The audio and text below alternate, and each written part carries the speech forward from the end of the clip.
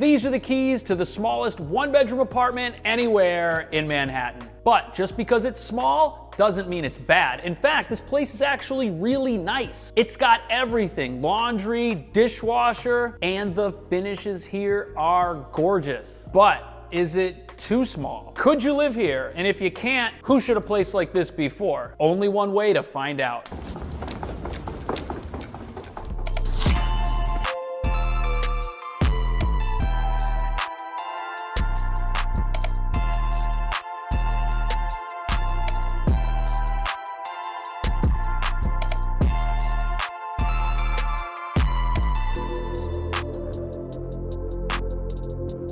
Here we are in Midtown, and to get here, we took the number 6 train, which is a great train if you need access to Manhattan's east side. Now, the reason the apartment's small has to do with the location. Right there is the Empire State Building, and we're on 34th Street. How long have you lived here?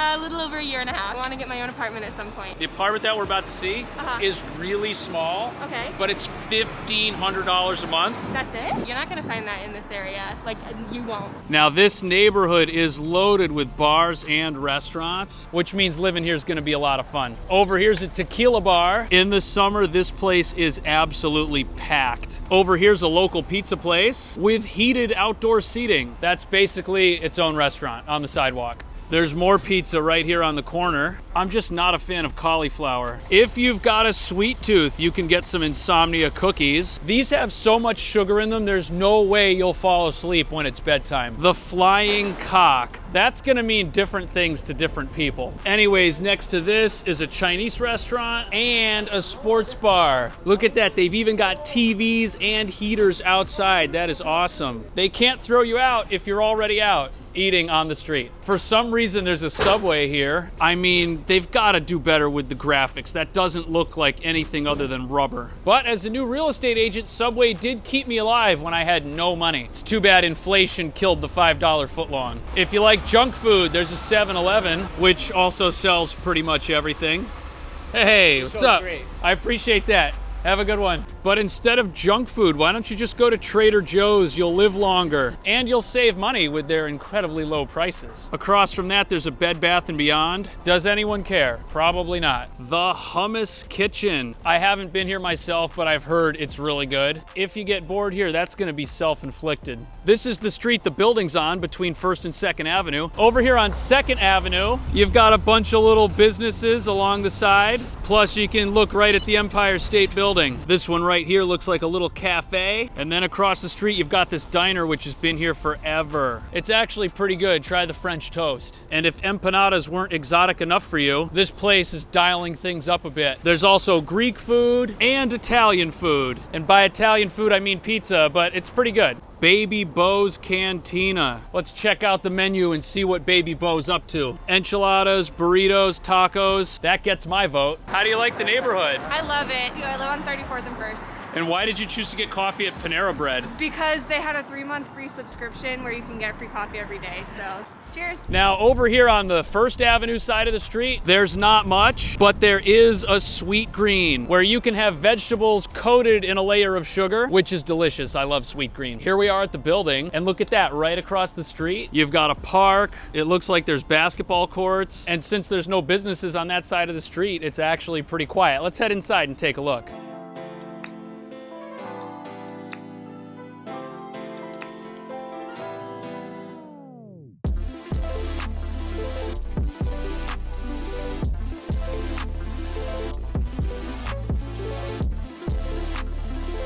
All right, here we are, and although it's small, it's actually really nice. In fact, this place is brand new, and if you look around, it wasn't a cheap renovation, which is surprising considering most tiny apartments are totally neglected. But clearly, that's not what happened here. Now we're gonna check this place out so that you can see what it would be like to live here and if you could live here. And make sure you subscribe. I make a bunch of videos just like this every single week. To get to the front door, you have to make sure the bedroom door is closed, and there it is. Next to it, you've got the kitchen, and right around the corner from the kitchen is the living space. Now it measures 9 feet 9 inches by 8 feet 5 inches. This is enough space for a living room setup or a dining setup but definitely not both. If you put a big couch in here, it's gonna take up all the space. Put a small table right here against this wall, right here next to the kitchen, and then across from it by the window, use that for a couple of chairs or a very small couch, a 2-seater couch. This can be like a little hangout space, and that's where you can eat something. And as long as you've got one friend or no friends, this will be more than enough space. Just make sure you get a curtain, or whoever lives here can see you. The kitchen here is gorgeous. Small, yes, but very nice. In fact, I'm kind of surprised with all the things they were able to fit in here. Look at where they put the fridge. It's right here. Surprising, it's full size. And if you don't know how to cook, it tells you what to put in each compartment, just like what your mom would tell you. You've also got a washer and a dryer. Usually when space is a concern, they give you one of those crappy combo units.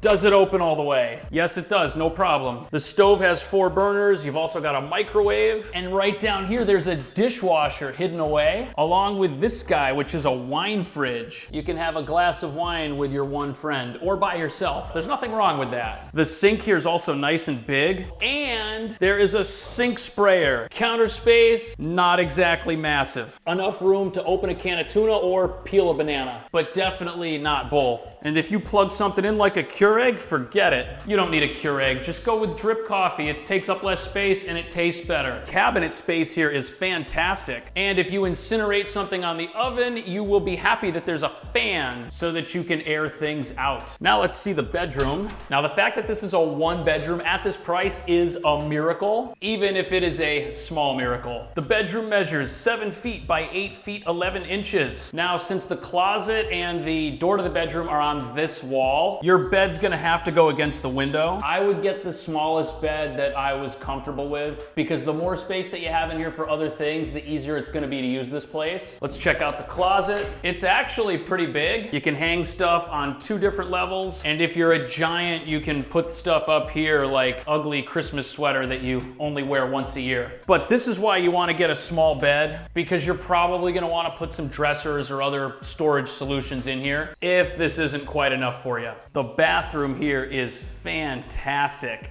In fact, this is one of the best bathrooms you can get. Just look at this massive glowing mirror. It's gonna be easy to get ready in here. It's so bright. Plus, this turns into a medicine cabinet with a little mirror. Is this overkill? Who cares? The sink's nice and big. There's also storage space beneath it, which is great. And there's a standing shower instead of a bathtub. But I think this is the right choice. It's easy to get in and to get out of here without tripping or hurting yourself. And there's even a little window and a soap holder, as well as a towel holder. Could you make this work? If you can, check out the video description for a link to the agent's contact info. And then pick another apartment tour right here, and I'll see you in the next video.